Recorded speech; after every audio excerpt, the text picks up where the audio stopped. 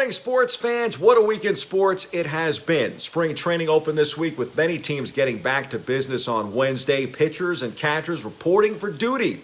The pandemic shortened the campaign last year, but we'll try and play all 162 games this time around. We caught up with New Mets catcher James McCann on the wealth of talent in the National League East. The NL East is no joke. You look at the types of players on every team, and then the teams that have been assembled. It's a very tough division, and I really like our team here. I think that the moves that were made this offseason to pair with what was already here in house. I think exciting times are ahead, and I really look forward to competing with all my new teammates. Here's Mets acting general manager Zach Scott on the importance of pitching depth and building a roster. When my years with the Red Sox were the fastest way for your season to go sideways or backwards is to have, not have quality pitching depth or to have too many injuries there. You always have to expect some level of injuries there. So increasing our depth is always something that I think we'll be pursuing.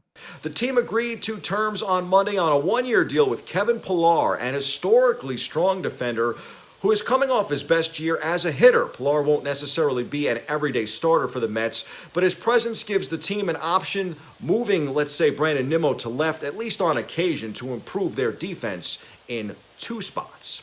The Yankees also tweaked their roster. The Bombers inked left-handed reliever Justin Wilson. The 33-year-old reunites with the Pinstripers and will move across the East River to the Bronx after pitching with the Mets in each of the past two seasons. The 10th-year Southpaw compiled a 2.91 ERA, 26.6% strikeout rate, and 4 saves in his 2 seasons in Queens. The club also signs former Met Jay Bruce, who recently played with the Philadelphia Phillies. The outfielder and first baseman signs a minor league contract and will try to win a job at the big league level at big league spring training. The 33-year-old has an opportunity as a left-handed bat in a primarily right-handed hitting lineup for the Yankees outfield, which features switch hitter, center fielder Aaron Hicks, and of course the right-handed hitting power hitter right fielder Aaron Judge. Fangraphs baseball postseason odds have the Yanks as the best in the American League, with the LA Dodgers and San Diego Padres 1 and 2 respectively in the majors. The Mets are third best in the National League. You just don't want to be the Baltimore Orioles on this graph, folks. Yikes. We shift gears to the basketball hardwood, where the New York Liberty are putting together an impressive offseason. The team has acquired 3-time WNBA champion Natasha Howard and 2-time champion Sammy Whitcomb from the Seattle Storm in separate trade transactions. The WNBA's 2019 Defensive Player of the Year, the 29-year-old Howard is a 6'2 forward who is entering her 8th WNBA season. Howard won her first WNBA championship in 2017 alongside Liberty head coach Walt Hopkins in Minnesota.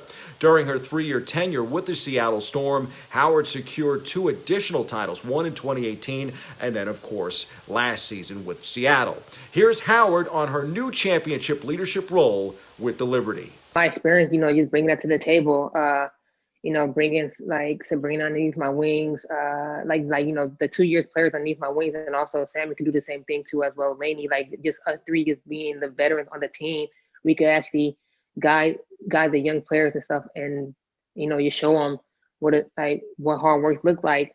Bringing Natasha on, in addition to Sammy and Benaja, and getting Beck back and Sabrina back, we can really do some things defensively now where it's not going to take an extremely long amount of time to teach switches and to teach how you rotate on the backside in a switch. Good chance the Liberty get even better before the season starts too. The team currently holds the 6th, 25th, and 29th picks in the 2021 WNBA draft.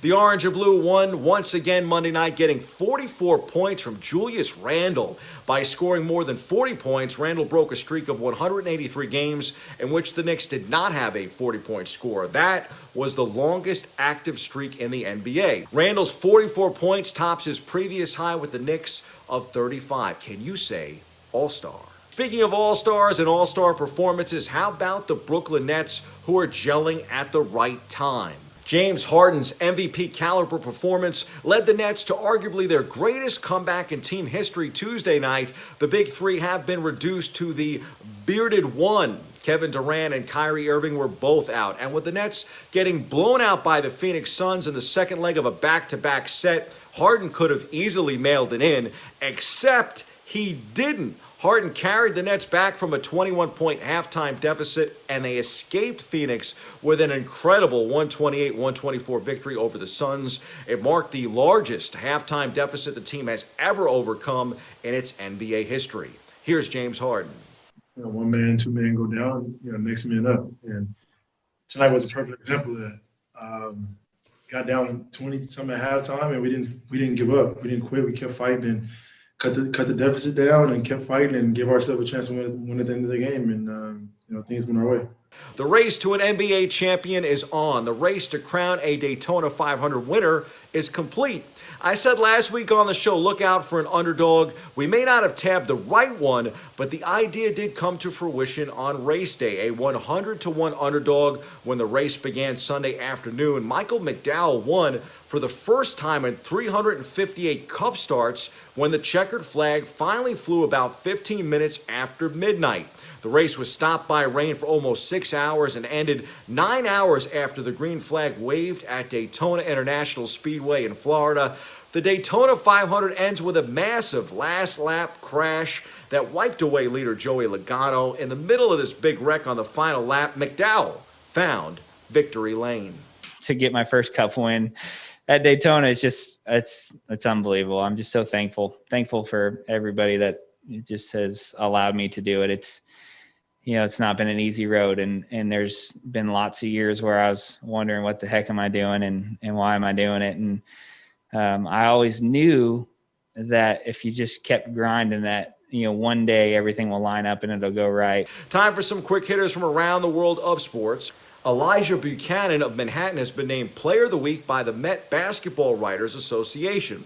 A 6'5" junior forward from the Bronx, Buchanan was also named Metro Atlantic Athletic Conference Player of the Week. He averaged 20.5 points, 9 rebounds, 5 assists, 3 steals, and 1.5 blocks in helping the Jaspers earn a split of 2 games at Iona.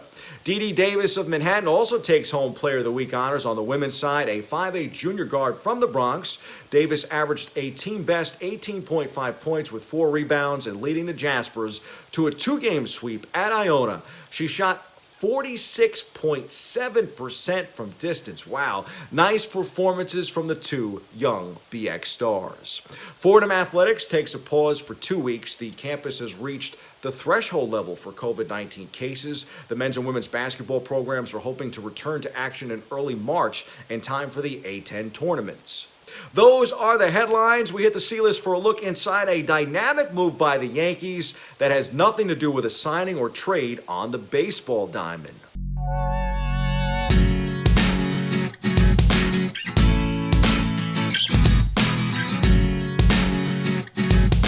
The Yankees continue to make strides in the Bronx. The team announces the creation of the New York Yankees Diversity and Inclusion Committee to identify, engage, and address issues related to equality, racial justice, and inclusivity.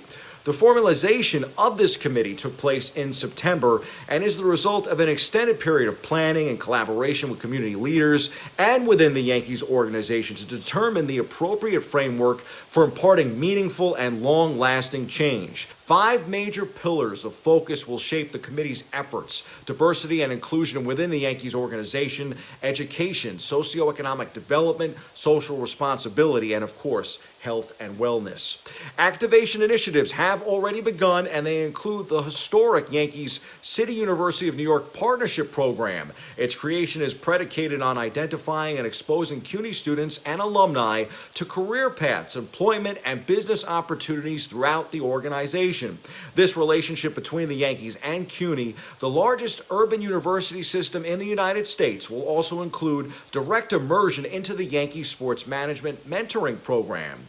Let's play ball. More progress here in the BX. Kudos to the Yankees. That's your sports. Tune in Monday morning as we sit down with Harvey Araton of the New York Times to talk Knicks and his latest book. I'm Bobby C. More Open, back after this.